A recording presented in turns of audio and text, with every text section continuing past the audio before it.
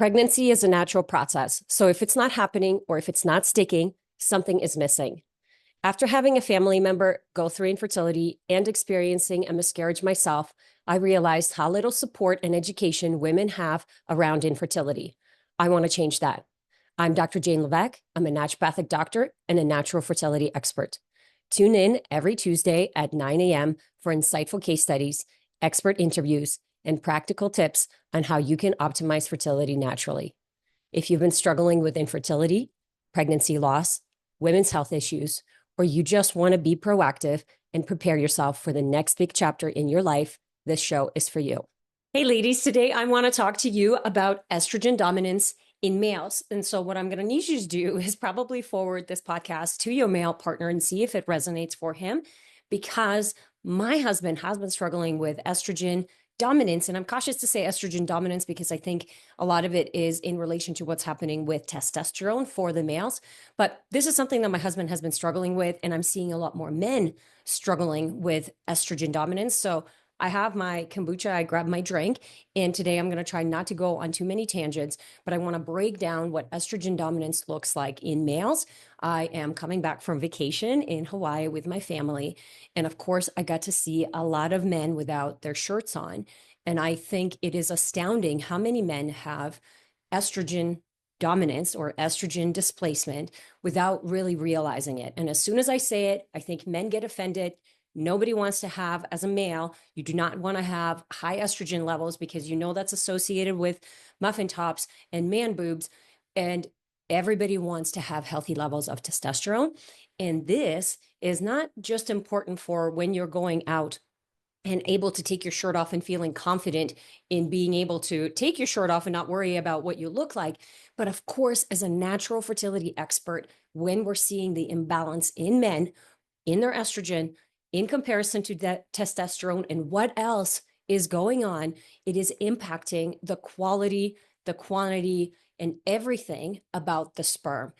Everything that the male does will impact his sperm quality. So if the male, you are carrying an extra 10, 20, 30, 50, 100 pounds of weight, that is absolutely going to impact your sperm quality. And one of my biggest pet peeves is when males do their sperm analysis and they are told that everything is normal, but you look at the man and you look at what he looks like, how he feels, let alone his blood markers, and you know there's so much room for improvement. And so that sperm analysis might be fine, but it is far from optimal. And so of course, I'm always going to have that lens. I want my men to be healthy and I want them to be making really good sperm. This is really, really important if you are older, so over the age of 35 for a female. If you're over the 35, you're a female and you're trying to get pregnant, it is more important that the male sperm is really good because the egg has started to age. And so it does not have that same capacity to essentially fix any issues within the sperm. And so this is when we're seeing the increased rate of miscarriage rates and implantation issues, and even issues and complications throughout the pregnancy can absolutely be tied to sperm health. But like, speaking to my male listeners, if you are out there, and I know that it's your wives and your partners are sending you these podcasts, you do not want to have extra estrogen. I've seen my husband struggle with it, and you could see the imbalance in his system and how hard he has to work to keep the weight off and to keep it off in the right areas. And because I'm a naturopath, and like, let's be face it, it's so fun to be married to a naturopath, and I'm psychotic and I test all the things on him, because it pains me to see him put a lot of effort into something and then still feel like I have to put this effort all the time, otherwise my body doesn't respond. So I know he loves it when I talk about him. He's probably never going to listen to this podcast, so it's great, unless it goes viral, and then for whatever reason then he will just be happy for me. I want to give you a little bit of a background for my husband. I have some screens open because we just ran the Dutch test, so the dried urine test for comprehensive hormones. I ran this test on him when we first met in like 2017, or maybe when we first got married. And I just remember because we were feeling stuck. We've done a bunch of detoxing, and this is just in the last 6 months. And I'm like, I think something's going on with his estrogen metabolism. And like, let me look back at this test in 2017. And sure enough, I don't remember this. At 2017, I just graduated. And so, of course, the things that I would notice on a test are not the same as what I'm noticing now in my ability to interpret them. So essentially, I noticed in that 2017 test that he does have some issues with metabolizing estrogen. And even though it's not out of range, in comparison to his testosterone, his estrogen levels are much higher, and he's metabolizing it into the bad pathway, the pathway that is associated with cancer and like DNA damage and oxidative stress. And yes, men can get breast cancer, believe it or not, from this poor metabolism of estrogen. So as soon as I saw that in 2017, I'm like, man, you're going to have to redo this test. Like, I'm sorry, pulling you all supplements for 4 days in preparation for this test. You know, there's no caffeine for this amount of time. Like, you're going to have to pee on these strips. You're going to do some saliva, and let's get some more information because we've done some really good detoxing and we've done a lot of replenishing and methylation and all of this stuff, but there's still something that's missing. So the reason that my husband has been struggling with it for so long, because we've been married now for 10 years and he has been doing all the things that I tell him to do for the last 10 years. And obviously the way that he has aged has changed dramatically, but there is this missing piece. And I'm like, why does he have to work so hard? And then I went down the rabbit hole of understanding estrogen balance and aromatase. So, aromatase is an enzyme that gets upregulated when we have high levels of inflammation and then when we have high levels of adipose tissue. So, this could be just visceral fat versus fat anywhere around. And for some people, this aromatase enzyme is upregulated really easily. So you don't have to have a lot of extra weight.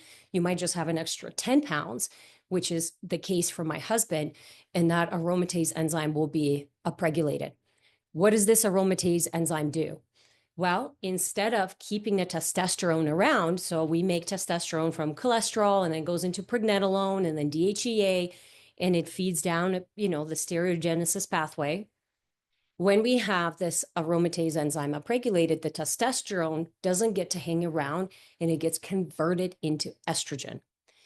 And so then, of course, that creates more chaos, especially for the males, where it creates more inflammation. It creates the digestion and microbiome imbalance is also going to be connected in there. And then it upregulates the aromatase more because now you have more inflammation, you're gaining more weight, and then the testosterone that your body is trying to make is continuing to convert into estrogen. You see how this is a vicious cycle, and so the cycle will continue to happen until obviously we put an end to it. So the reason that this has been an issue for my husband, and this is why I take such thorough history with all of my patients, is because my husband was at his heaviest when he was a teenager. So when he was 14, 15, 16 years old, he was 225 pounds. He's about 5'10, 5'11. And now he's hanging around about 175, 180. Now he probably still has an extra 10 pounds to lose, but 175 to 225, that's a 50-pound difference. Now, he's a grown man now. He has good muscle mass, good bone density. He's been working out for a really long time. We met at CrossFit. Whereas as a teenager at 15 years old, he didn't have the muscle structure that he has now, and he didn't even have his skeleton properly developed at 15 yet, right? Men don't stop growing, like physically don't stop growing at 21 and some up until 25. So if you think about that extra 50 pounds of weight that he was carrying as a teenager, what that would do not only to his metabolism, but genetically turn on all of these genes, and the activity of the aromatase would be so much higher. And so even though he's lost a bunch of that weight, what happens is the body remembers. It's not that you lose the number of fat cells, it's that the fat cells shrink. And so his fat cells still remember, for better or for worse, that when I get testosterone, I am going to make it into estrogen. And in order for us to stop that cycle, we have to be very specific in terms of what we're going to do to block the aromatase while helping him build up his testosterone. So I hope you guys are with me. Maybe you need a sip of water at this point or pause it, totally do that. But I just see this whole picture, and I know my husband so well, and he's dealt with mold issues because he's grown up in Seattle. He grew up on the standard American diet. And when I look at his parents' profiles, they also both had mold, yeast, fungus issues, just based on the symptoms that they're presenting now, and for sure things that they carried when the mom gave birth to him, and he's third born. So standard American diet, living in moldy environments, and already having crappy genetics passed on from the sense of how to metabolize mold. It's not that their genes are crappy, but if you're struggling with mold, there is a genetic predisposition to, and you don't deal with it, and then you get pregnant, you're essentially passing on that blueprint to your child. This is why I'm such a proponent of you have to figure out your shit first before you think about bringing a baby into this world, because you literally are just passing on whatever you haven't figured out. Now, you don't have to completely heal and restore everything, but you need to have more good cells than bad cells, if you will. You need to have more energy in the body than not in order to do it well. And again, this is why I'm so passionate about it, because I've just seen kids, and then now I have my husband, where, oh my God, if his mom or his dad did X, Y, and Z, he would be in a very different place, just genetically, right? And how much more it takes to shift him and to shift and to help his body process everything, basically. So that's one of the reasons why he has to work so hard. Now, we have this piece of information, and I'm looking at his Dutch test, and I see that his DHEA is on the low side. His testosterone, we've tested it many times. When we first met, he was probably in the 300s. And now the last time we tested, he was like 700, which is the highest we've had it, which is fantastic. Of course, that fluctuates quite a bit. If you've had a really stressful period, it can go back down to 300, and then it can climb back up. So the testosterone levels on the Dutch test in terms of his metabolism are on the low side. They're not low, but they're not optimal for his age. And the same with DHEA. They're not low, but they're not optimal. And this is where I'm getting very needy and greedy and picky, because I know my husband well, and I set a very high standard for us and our health, where I'm not going to wait for that dial to go low to start doing something about it. And as then I look down the test and I see where is he getting stuck and what's going on. He had some hair loss that we were dealing with as well. And I was like, maybe it's the 5-alpha reductase pathway. So his androgens are being shuttled in a different way. And that's what's causing the male pattern baldness, which we actually got ahead of, by the way. And I haven't recorded on it, but like his hair has grown in really beautifully over the last 6 months. His 5-alpha reductase is really low. So he would not benefit from 5-alpha reductase blockers, right? And this is why I test instead of giving him something, hoping that it's going to work. So his 5-alpha reductase was not the problem. And then when I look at this estrogen pathway, all of his estrogens, estrone and estradiol, not estriol, I lied. So estriol was very uncommon for men to be high anyways. I mean, sometimes, but his estrone and estradiol are elevated, which are both very much related to the aromatase enzyme. So that aromatase is pushing the androstenedione and the testosterone that he's making into estrogen. And so instead of the testosterone hanging around, it's going into estrogen. So it's not that he's not making testosterone. And if I try to feed him more cholesterol or DHEA without addressing the aromatase, it's just going to feed into the estrogen pathway. I want you guys to hear this. If I would just give him DHEA, which I've done before, and that's why it didn't work, if I just give him DHEA, but do not address the issue with the aromatase, he will continue to feed that testosterone that he makes from the fresh DHEA that I give him into estrogen. And so instead, what we're doing this time, and it's only been a month, so I'm excited to see what the next couple of months, remember hormones, you're going to take at least 3 months to see the difference, like a profound change, if you will. This time, what we're doing is I'm still giving him some DHEA because he does need it, and it will help to feed into the energy pathway and into the production of testosterone. But this time, I'm being very aggressive with the aromatase inhibiting things, and I'm going to talk to you about what I'm doing there. And then I'm being very aggressive in helping his body clear excess estrogen. We need to help the body clear the excess estrogen so then, and block the production of it from testosterone. So then he has a boost in testosterone, which for men feel like motivation, energy, muscle mass, focus, libido. When they have that, it's a lot easier to then keep going versus I'm tired. I feel like foggy. There's low motivation. There's low libido. I'm craving chips or I'm craving sugar because I'm tired. And you see how it spirals. And so if I can get him to spiral upwards, it generally then everything tends to work out.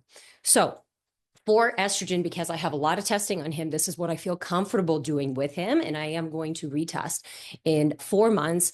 Obviously, we're also just going to take a look at his symptoms and see what's going on. For his estrogen, I am giving him some calcium d-glucarate. We have done stool analysis, and his calcium d-glucarate was never elevated, but it's just a little bit high for a male. And so, again, it's just a little bit high, but now I feel comfortable giving him the prescription that I'm giving him because I've seen this test as well. This is if you missed that, it's Dutch Precision Analytical dried urine test for comprehensive hormones.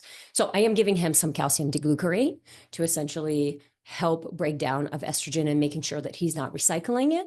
And I am actually feeding him some DIM because based on the way that he is metabolizing, he could use some help in the phase 1 of detox of estrogen. Now, you never just support phase 1. You have to start from phase 3, which is how we're getting rid of it. And then phase 2, which is liver, the glucuronidation. That's where the calcium d-glucarate comes in. And then the DIM does the phase 1. So I'm giving him a little bit of DIM. I'm giving him a lot more of calcium d-glucarate. And then we've already been doing a lot of drainage support, energy support, mitochondrial support, methylation support. All of that stuff has already been kicking in. We're just kind of putting finishing touches on his protocol. I did add some molybdenum as well, which is actually really important for sulfur and clearing sulfur pathways, which is the way that the body detoxes estrogen. And then he's doing some flax seeds. We're always doing cruciferous veggies, magnesium, electrolytes, all that kind of stuff to just help metabolize and break down estrogen. What I'm doing for the aromatase inhibiting, and I just chose to do 2 things. We've already done a fairly good dose of zinc, but I actually just bumped up his dose of zinc. And I know this because I've tested his methylation and I work with, my mentor, Dr. Leah Hitchman, where she's kind of opened up my eyes where you can have somebody on 30 milligrams of zinc, but if their genetics and the way that their methylation works and the way that they're breaking down, or maybe their stress that they're under, they actually need 90 milligrams of zinc or 120 milligrams of zinc a day. And so it just opened up my eyes to like, oh my God, I'm giving the right thing. I'm just not giving enough of it. And I've been doing this over the last year, where he was probably in about 60 milligrams. And I just bumped him up to 100 milligrams a day to help with the aromatase inhibition. So zinc is really important. And then green tea extract, so ECGC, we're doing it in the morning and in the mid-afternoon. I did get him a decaffeinated one. He's not sensitive to caffeine, but that's the one that I like, and they have it.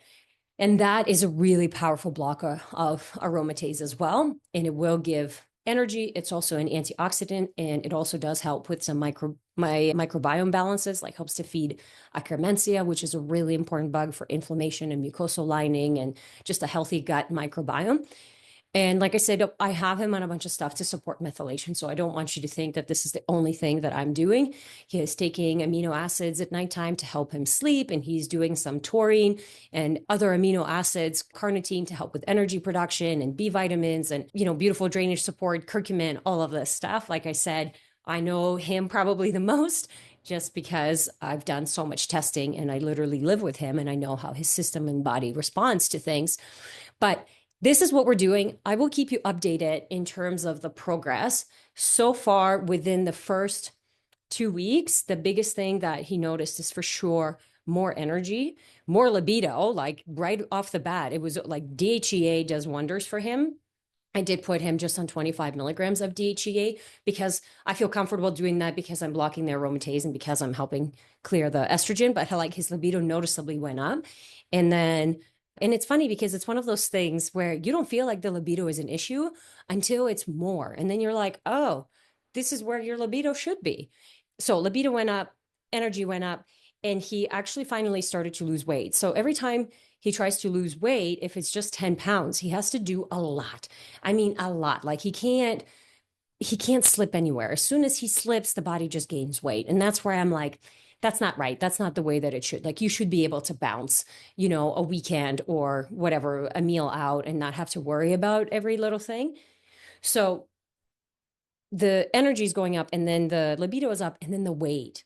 So he noticed we came back from Hawaii and obviously we like had ice cream every night. But like we had good meals and we didn't really overeat, but we didn't really watch what we ate, meaning like we don't have ice cream every night when we're at home.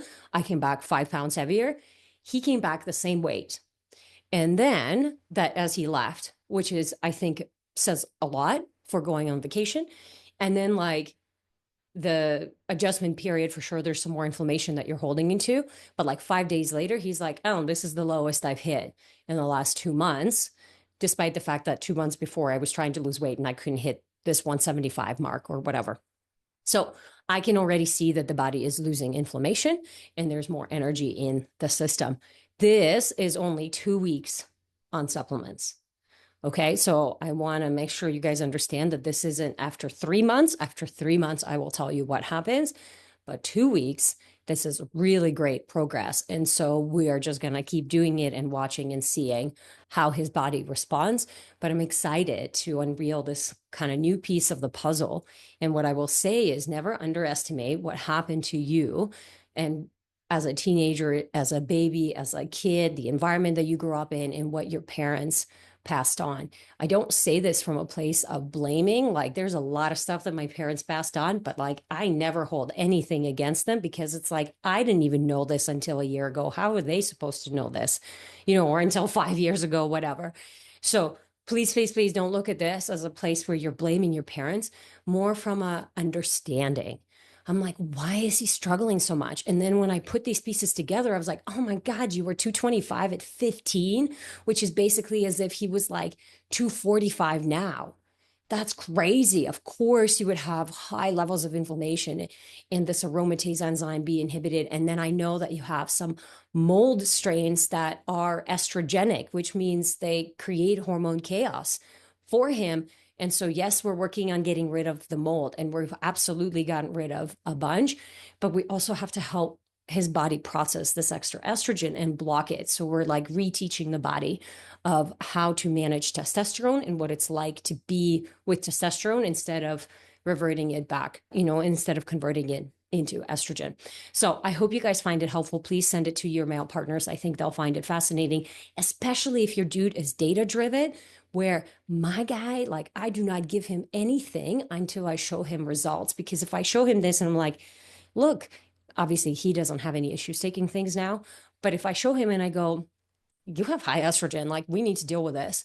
It's like, yep, what do I need to do? Tell me, I'll take all of this. Because my protocols for him are not exactly simple, where it's like, you're going to take these 5 things in the morning and then these 2 things throughout the day and then this in the evening. And I know it's a lot, but if I can truly play and see how fast I can make it go, I'm going to give him everything and then like almost watch it and remind him. And I have random stuff on his desk so then he can. And I put little labels on it. 1 cap, take 1 cap right before you go to the gym. And so then he's like, okay, take a cap before I go to the gym. I do really try to set him up for success. And like I said, if your dude is data driven, nothing makes him more motivated than seeing higher estrogen levels and lower testosterone levels. I will just leave it at that. Thank you so much for tuning in. If you enjoyed this episode, please rate it, review it, send us a message on Instagram. I always love hearing from you. Thanks so much for being here.